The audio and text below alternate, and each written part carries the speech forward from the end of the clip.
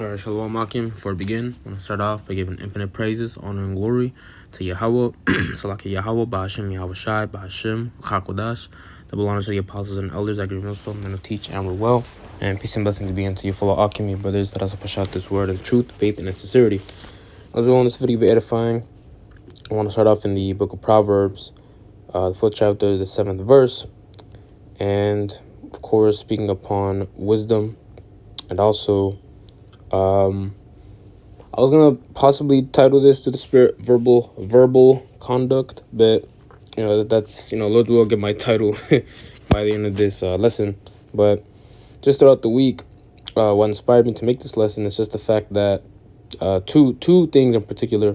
A couple weeks ago, during camp, we had a woman come up and had an actual inquirement, a sincere inquirement over how we're supposed to conduct ourselves amongst people who are essentially not with this word, or that have no knowledge of Yahweh Ba'ashem Yahweh Shai, and people who we may call blood or family that are not in particularly in or even near to believing in the Lord, or as they know as God or Jesus Christ. And more specifically with this woman, she gave primarily she was talking about I think it was a close cousin. She mentioned that was essentially well, let's just say living a alternative lifestyle, right? So, and obviously, as we know, according to the scriptures, within and without the law, we know that all things concerning those acts on the left-hand side is all the way off, man. All right. So let me just start off with the first scripture just to shed some light on it. All right, this is Proverbs 4, and I'll start at verse 6, verse 5. It says, "Get wisdom, get understanding, forget it not. Neither decline from the words of my mouth. Forsake her not, and she shall preserve thee. Love her, and she shall keep thee." Yeah, and of course, let me actually read verse 7. It says, wisdom is the principal thing, therefore get wisdom. And with all that getting, get understanding. So her here, and really throughout the whole book, all right, is of course speaking upon wisdom. All right, the application, first is the knowledge, and then the application of that same knowledge of these same scriptures.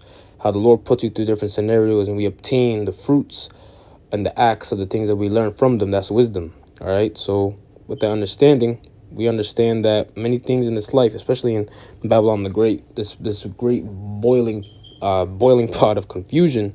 All right, we understand that we're gonna have many dealings within our families or within our group, so to speak, outside of camp. Outside the cameras, behind the cameras, right? Which is where a lot of the Zirconium, the elders here in DC, say that essentially that's where we're truly tried. All right, where truly wisdom can shine. The things that we learn can really be applied. All right, because essentially that Jake woman that came up, the Israelite, we understand that that was actually a sincere question, because here it is, we have this truth, all right, and this holy knowledge in these earthen vessels, and yet other vessels likewise, according to this world, were blood, quote unquote, they're not with the program. And here it is, we have essentially the light, and yet they still remain in darkness. And obviously that can't go hand in hand, right? So going back to the beginning of this video concerning verbal conduct, we understand that we can't always, as men of the Lord, as men of peace, all right, as the scriptures say, blessed are the peacemakers, man. So and as I'm going to bring out in Romans, all right, if possible, we are to avoid all manner of strife, man. All right, even though, the Lord has prophesied that there's going to be a split in households just concerning the word itself, we have to remember that with wisdom, we understand that almost all things the Lord puts us through. For 1 Corinthians 10 and 13, there are things that we can handle, right? And there's also things that's just totally unnecessary in terms of trials and tribulations, and that the Lord really is just putting us through different scenarios for us to subvert and to get a one-up, to get W, so to speak, to get wins out of those trials and tribulations through the things that we can say. That's why verbal conduct is very important. All right. and of course the application of wisdom, the application of knowledge with the scriptures and what they say and how to act during those moments of essentially like a social clash. This is Matthew's. Oops. This is Matthew's 10:16. It says, "Behold, I send you forth as sheep in the midst of wolves. Be ye therefore wise as serpents and harmless as doves." That's right. And when you read in Genesis 3rd chapter verse 1, it says that what? With the paraphrasing, how the serpent was the most subtile out of all the beasts of the field. When you look up the word subtile, it essentially goes back to the word subtle, and it just means crafty or clever, right? And the thing is, when you read in the Edamon line of that definition, it's funny because even me myself in this flesh, immediately my brain clicks and says, negative connotations, crafty, clever, almost in a way like a left hand supplanting, right? And one might think, oh, this is clearly talking about the devil, Esau, right? The so-called white man. Even though they can be applied as such, really what? First off, this is red letter. So Yahweh Shai is saying these things. Yahweh Shai is telling us to be wise as a serpent. Don't have the mindset of one on the left-hand side, but what? Have the mindset of one. One to where a serpent might have patience. A serpent will survey pretty much the whole situation. Excuse me. And strike when there's an opening. Like the actual serpents, the actual beasts of the field. But nevertheless, it's a mirroring of how the men of the Lord are to act in their day-to-day lives. All right? Because we know that we are not of this world, but yet we have to maneuver ourselves in it. All right? And so we have to act accordingly likewise, even to people who are just living their day-to-day life. Right? There's even some points where wisdom is going to have to teach you to act a certain way that you wouldn't act in the world. All right? Prime example would be this past week. This is the other example I wanted to bring out during just my normal doings and dealings at the plantation. All right, or in, like they call it in this world, job.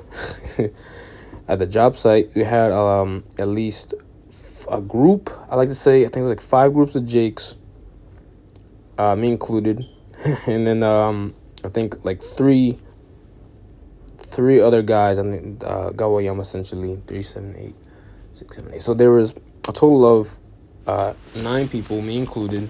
All right, and of course, you're always gonna have a bunch of bad apples in that bunch, right? And essentially, and this happens all the time. It's even almost a stereotype amongst the workplace, where you're always gonna have that one person who gossips, that one person who always is causing trouble, one person that is always causing mayhem through gossip, right? And just acting like a bad egg. Yet the person that keeps their mouth shut, do what they're supposed to do, speak when they're spoken to, and they're being subtle and being subtile, all right, like that same serpent, and wise, is what? They're gonna make it through pretty much through the end, and whatever their desires may be, wherever they're doing, they're definitely they're gonna stay there, and they're gonna keep doing what they're supposed to do, and of course going home every day and getting paid, doing their due diligence, right? And that's on the normal stretch when it comes down to Babylon.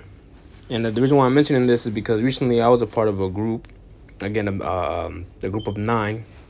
And just recently, I've recently found out today, actually, that a good 5 of them just got cut. All right. And it's funny because it wasn't through bad behavior in terms of, actually, horse playing around and such. It was all through verbal conduct, talking smack about the other coworkers, being disrespectful to others. All right. Being rambunctious. Okay. And seeing it myself. And me, again, I was spoken to, knew and how to act around these same Jakes. And what makes it harder, really, is that when you talk to these same individuals that are being casted out, and it's funny because knowing, even like days knowing that they're gonna be kicked out, even or being cut from the team, a lot of the Jakes even knew like what the hell is going on. And sometimes you gotta play both sides, right? Because we're being wise as serpents. We have what we want to do, which is to do the bare minimum, all right? And just go to work. Go to the plantation, do what you gotta do, support the brotherhood, and let that be that. But nevertheless, Even in the midst of the world, we are yet wise. All right, and that can go through many things. Again, go according to the things that we may even say in the day-to-day lives. It's supposed to mirror what we're around. We have to adapt. That's the word I'm looking for. We have to adapt to our surroundings. This is Romans 12:8. It says, ooh, yeah, I might have wrote the hold on. Oh yeah, I'm definitely gonna find it. Cause yeah, this is Romans 12. I was in the right spot. 18. This is Romans 12:18. It says, if it be possible, as much as lieth in you, live peaceably with all men. It's like you.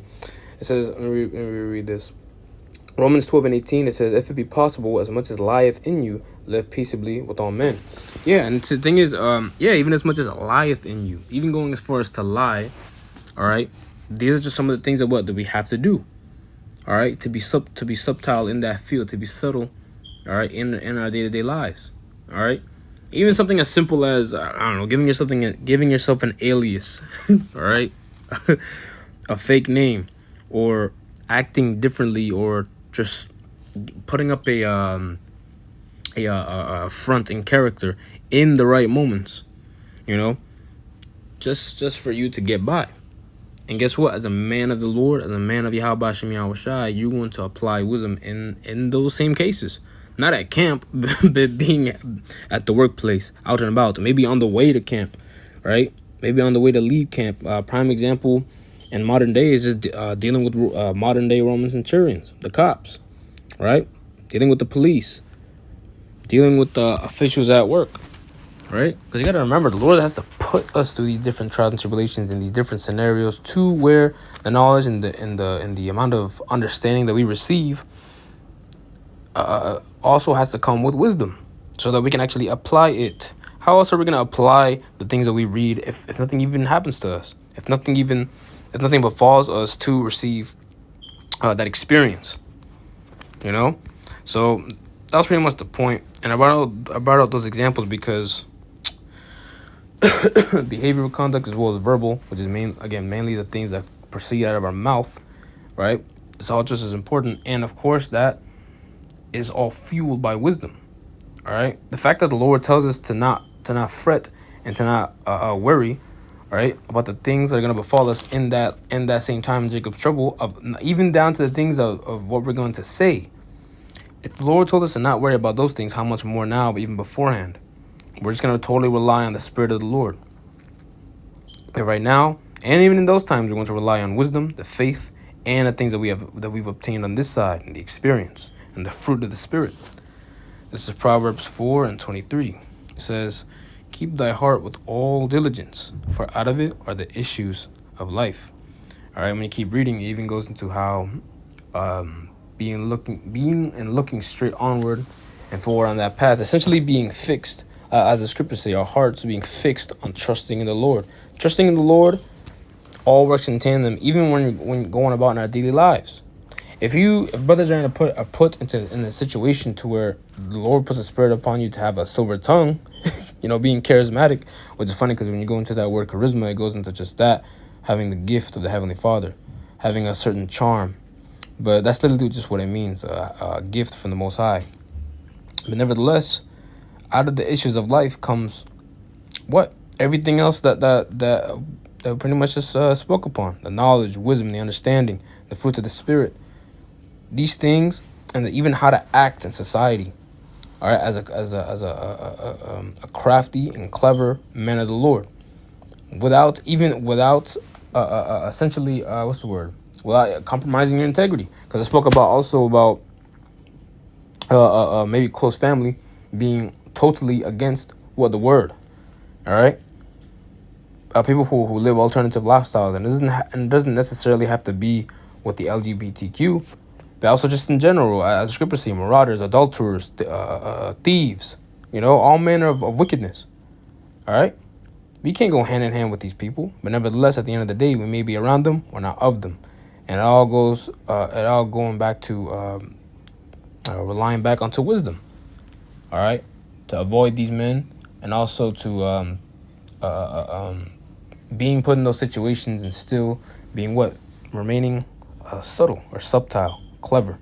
All right, and that all comes from learning. From learning of the wisdom and obtaining it in those certain situations and actually receiving those same fruits. All right, so those one, this video was edifying. I can close out by giving all praises, honor, and glory to Yahweh, Bahashim Yahushai, Bahashim Rakakodash, double honors to the apostles and elders, our green millstone, men who teach and rule well, and peace and blessings be unto you, full of alchemy, brothers. Let us push out this word in truth, faith, and sincerity. And with that, I'm going to say shalom.